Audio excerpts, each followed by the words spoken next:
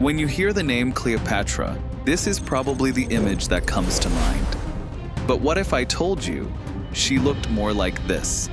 Because Cleopatra's real story isn't about beauty, it's about power. I will rule Egypt. Power so dangerous that Rome erased her name, then built her legend to hide the truth. So let's start there. The truth. The truth about the woman who made the world bend, then burned with it. Yes, Cleopatra ruled Egypt, but she wasn't Egyptian, not even close. She was Greek, born in Alexandria to the Ptolemy dynasty, foreign rulers who'd sat on Egypt's throne for centuries. They didn't even pretend to be Egyptian.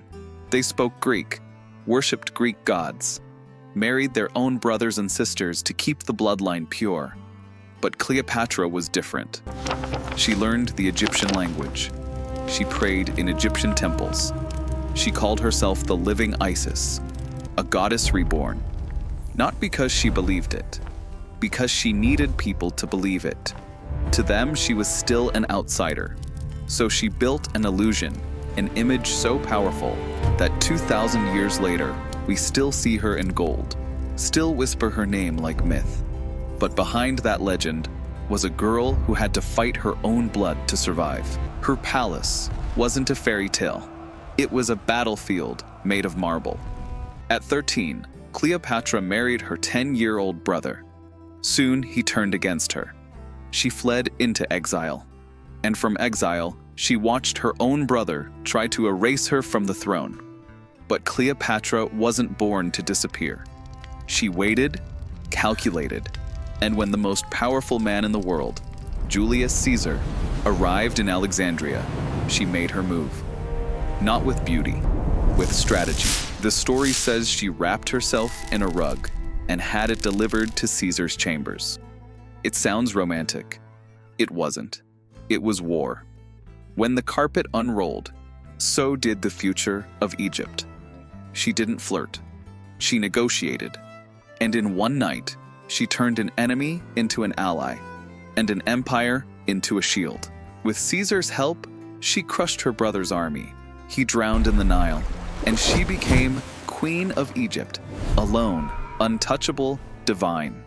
But power always wants more. She bore Caesar a son, Caesarion, and for a moment, it looked like she had everything, until Rome reminded her what it does best. It destroy its own heroes. When Caesar was stabbed in the Senate, Cleopatra's golden world shattered overnight. She had built her life around a god, and suddenly, that god was mortal. Rome tore itself apart after Caesar's death. Two men rose from the ruins, Octavian and Mark Antony. Antony called for Cleopatra, and Cleopatra didn't walk. She arrived.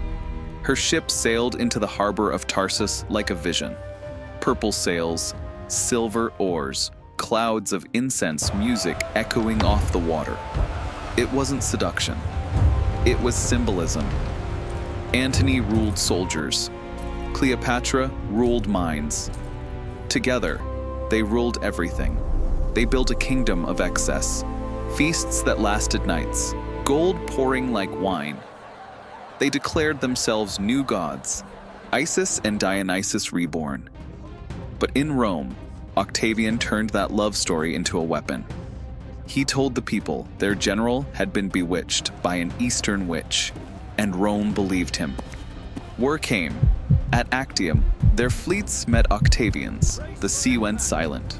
No wind, no mercy. When the battle turned, Cleopatra made the hardest choice a ruler can make. She sailed away. Antony followed. Rome never forgave them. They lost everything.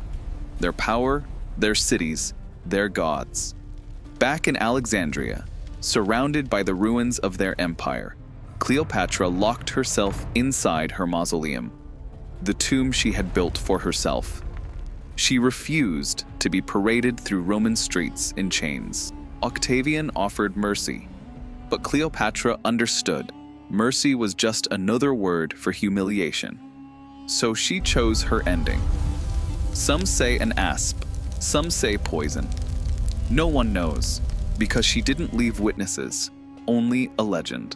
Octavian became Augustus, the first emperor of Rome. He rebuilt his world. But history forgot his voice and kept hers, because Cleopatra didn't just survive history, she hijacked it. She turned her flaws into fascination, her scandals into immortality, her life into the story every empire fears, that one woman can outthink them all. She wasn't just a queen, she was a system, a strategist, a symbol. She made her enemies write her story, and even then, she won. So who was she? A villain? A goddess? A monster? A genius? The truth is, she was all of it. Because Cleopatra didn't play the game. She designed it. She learned the power of illusion, the danger of mercy, and the price of being unforgettable. And that's why we still speak her name. Not as a woman who ruled Egypt, but as the queen who ruled time itself.